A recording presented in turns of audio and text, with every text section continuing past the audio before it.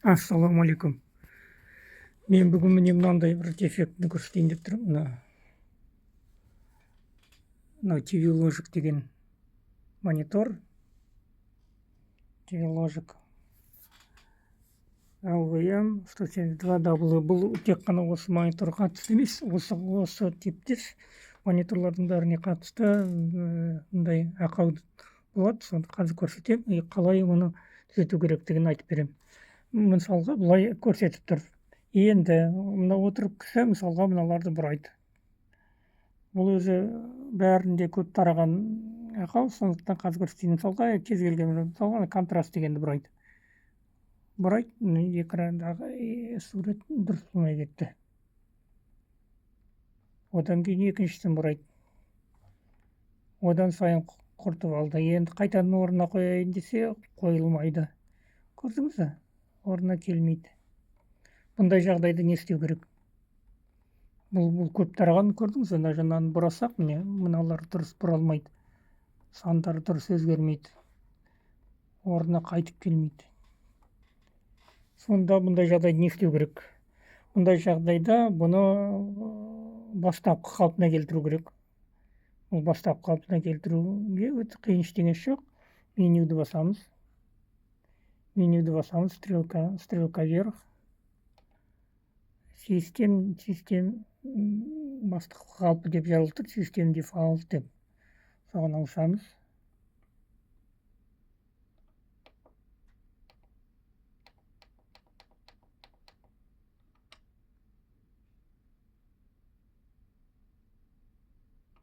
Систем дефолт ауыстық міне.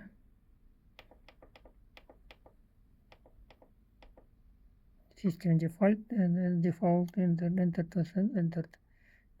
Енді жоғары төмен.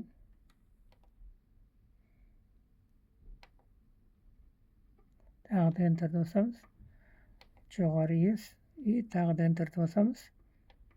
Енді бастапқы қалпына келдік. Бірақ бастапқы қалпына келген күнде де мысалға біз екінші каналда тұрмыз. Мынандай жағдай болып тұр. Бұл жерде де бұның ақауы әлі бар деген сөз. Бастапқы қалпында көрдіңіз бе? Бәрі дұрыс емес. Енді осы тұрған жағдайда біз мына жерде ешқандай ештеңемізді бұрамаймыз. Тағы да менюға кіреміз. Да мына жерде көрдіңіз бе, мына барлығы 0-де тұр, тек қана мына контраст деген дұрыс емес. Контрастқа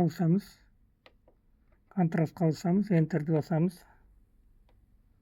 Энтерді басамыз да контрастты түзейміз осы жерден. Бұл түзелмеуі де мүмкін, бірақ баса береміз. Жоғары төмен басамыз.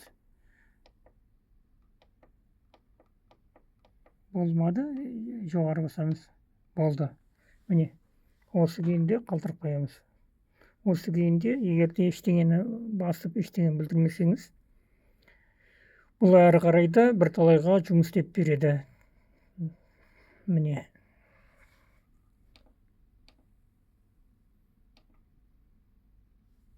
Мына меню деген қазір өзі кетеді. Ештеңе жоқ. Енді бәрі дұрыс істеп тұр. Міне осы ақауды инженерлерге айтып қойсаңыз болады. Назар қойып тыңдағандарыңызға рахмет.